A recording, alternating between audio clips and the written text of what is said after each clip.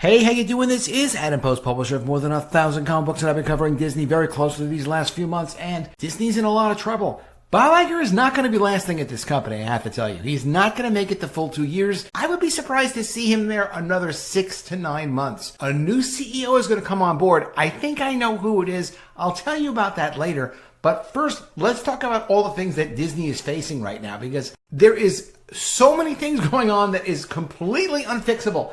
Bob Iger made some good deals getting a hold of Pixar, getting a hold of Marvel, getting a hold of Lucasfilm. These were irreplaceable, priceless franchises that for any amount of money would easily have been worth buying them. However, he let them fall apart because he's a terrible manager. Let's get into the first article. Before we do, please be sure you are subscribed to the channel. Click the bell for notifications and give me a thumbs up. I really appreciate you guys. First, you should know that Puss in Boots is very likely to outproduce Ant-Man and the Wasp: Quantumania. Now, Puss in Boots is, it's kind of a ridiculous animated movie from Universal. It's not like it was the biggest movie ever. It's not as big as Minions or anything like that. But it's big enough to actually beat out Ant-Man and the Wasp: Quantumania. It should not be. That's supposed to be the start of Phase 5 for the Marvel Cinematic Universe, but apparently that's not that big of a deal. I saw this tweet and I was like, well, let me go and double check the numbers, see what the numbers actually say. Sure enough, Puss in the Boots: The Last Wish, 2022, $463 million worldwide. Ant-Man and the Wasp: Quantumania, $451 million worldwide. This was also bad enough that you have Bob Iger saying, well, we've got to review what sequels we're going to do. We're not necessarily going to be doing sequels of all of our characters. Like, well, in Black Panther: Wakanda Forever, this reminded me of the last Star Wars movie, The Rise of Skywalker. The Rise of Skywalker grossed a good $1 billion or so, a little bit more than $1 billion, but they burned out the franchise. So when you have something like Black Panther: Wakanda Forever doing even less than $1 billion, even though, yes, it did get its China distribution, its precious China distribution, China hasn't brought in all that much money. They're not breaking $1 billion. That's not going to happen. But in fairness to the Black Panther franchise, it's not like they actually focused on Black Panther, the character. This was really the world of Wakanda. So they're canceling their sequels. They're not sure which sequels they can cancel first. That's where Bob Iger has brought this franchise to. And you've got Kevin Feige saying he wants the MCU to last as long as the comics, a long time. Let me ask you a quick question, and let me know in the comments below. How can the MCU last if they're not going to be doing character sequels anymore? If most of the character sequels can't be done, of course they're going to continue with Spider-Man because Marvel hasn't been able to destroy that yet, as much as Kevin Feige would love to do that. Now, Disney also is confirming release delays to many upcoming Disney Plus originals.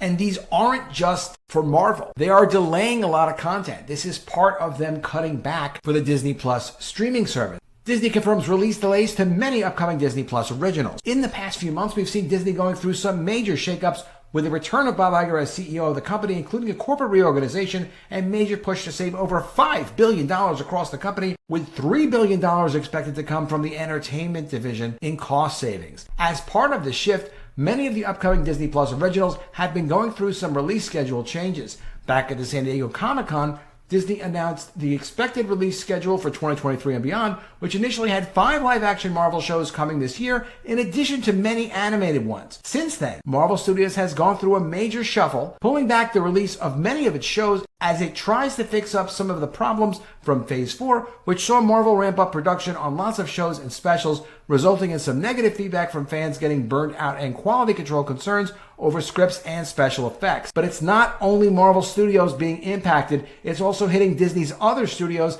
As part of the reshuffle, Disney has recently updated its Coming Soon page on the official Disney Plus Originals page, removing any indication as to when a show might be released, instead just shifting to a generic, quote, coming soon. The Originals page still states some of the upcoming originals like Iwaju and Win or Lose will be coming in 2023, but almost every original that doesn't have a specific release date now just states coming soon, rather than a specific year. As an example of the update, basically it just says What If Season 2 coming soon. It used to say streaming early 2023 on Disney Plus. So what you see is massive delays, another problem for Disney to deal with. This is not fixable. This is just, look, we're in trouble. There's no way we're going to fix this. We'll produce less content. The less they produce, the less losses they'll have, because everything they're producing does not seem to be making them any money. Avatar was well received, Avatar made money. That was all in James Cameron's control. And it took him, 10 years to release that movie? So it's not part of Disney's normal business. They can't replicate any of that. All they could do is have an ownership stake in it. Now, Disney is also going to finally be laying people off. They've been announcing, we're laying people off, we're cutting costs. There's a lot of nonsense going on with this. This is another thing that Bob Iger has been claiming that he's going to do. They're going to be getting under control. It's not what it seems. Disney executives are being directed to identify thousands of layoff candidates by April as CEO Bob Iger targets $5.5 billion in spending cuts. So what is with the delay of all this? This is something where they already identified people to lay off when Bob Chapek was still CEO of the company. They knew who they were going to lay off. So now they're revising it and saying, well, let's delay this a little bit longer. We need to have our executives identify who they need to lay off and then go forward with that. Over the past 2 weeks, Disney managers have been given targets to reduce their budgets along with headcount, according to a person familiar with the company. Disney's bean counters have been looking carefully across the company in an attempt to find redundancies and eliminate executives where they can. Executives have been directed to prepare budgets and lists of employees to be laid off, and this person believes the news will come down in April, as managers have been told to turn their lists in the next few weeks. It's unclear whether Disney will conduct the layoffs in smaller waves over a longer period of time or drop the hammer on thousands at the same time. CEO Bob Iger had announced his plans to collapse the Centralized Content and Distribution Unit, DMED, which they absolutely needed to do. Bob Chapek was not an effective CEO on any level. It is better to have Bob Iger for Disney for now. Bob Chapek was going to kill the company with his DMED structure. It absolutely increased their costs tremendously. They were relying on those increased costs to try to show that they were making profits because they owned the library as they were producing them. It's an accounting trick. That's what Chapek was all about. The CFO was in it with him. The board was in it with him. They needed to make a fast change because things were not working out, especially with people pushing back on the quality of the content. $25 million per Marvel episode on Disney Plus was not a reasonable budget for shows that people are saying, hey, why is the CGI looking off? That was not going to last very much longer. Iger announced plans to eliminate 7,000 jobs on the company's February earnings call. So 4,000 of those cuts will come from actual employees. 3,000 of those cuts are going to come from open positions that they're not going to fill. So they're not actually laying off 7,000 people.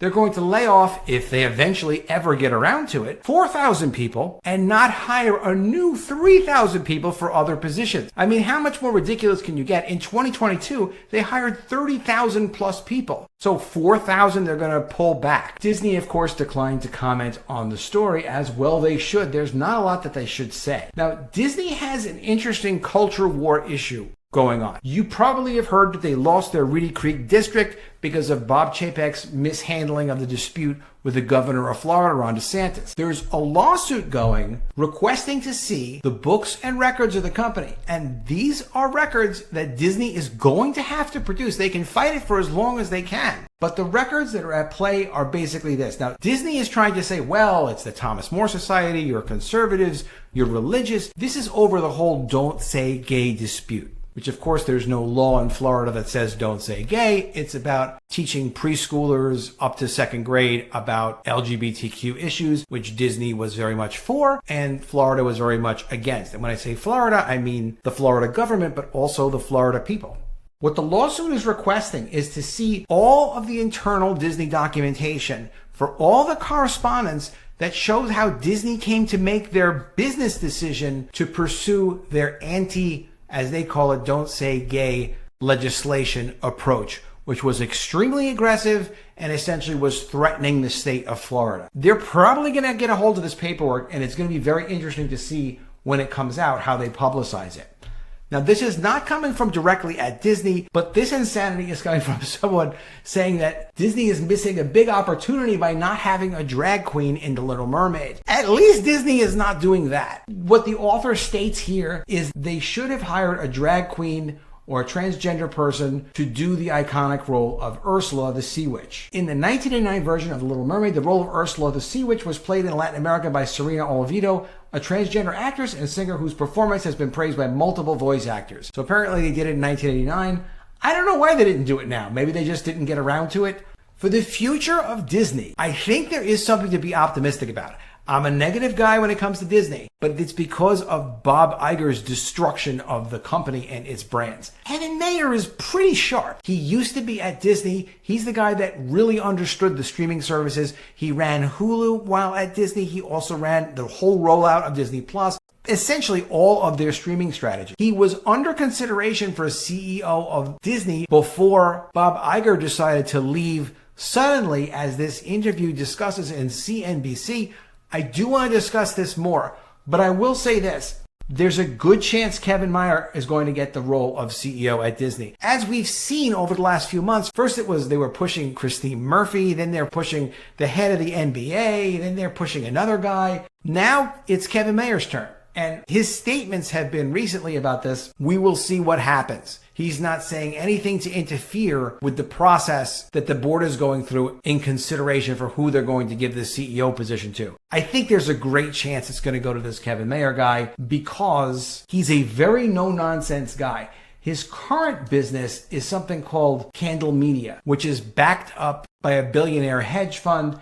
And if you look at his website for Candle Media, it has nothing to do with anything woke whatsoever. And they're very focused on having niche-oriented brands with very passionate followings.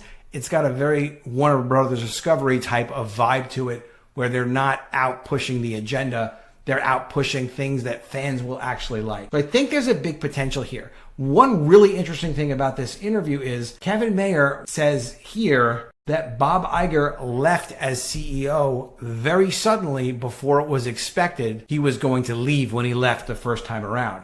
And the interviewer asks him, why? Why did he leave earlier than expected? And Mayer responds, that's a question for Bob Iger, not for me. Interviewer says, that whole announcement seemed really rushed. Suddenly he's announcing, I'm going to step down effective immediately. He previously said he was expecting to step down this year in 2021.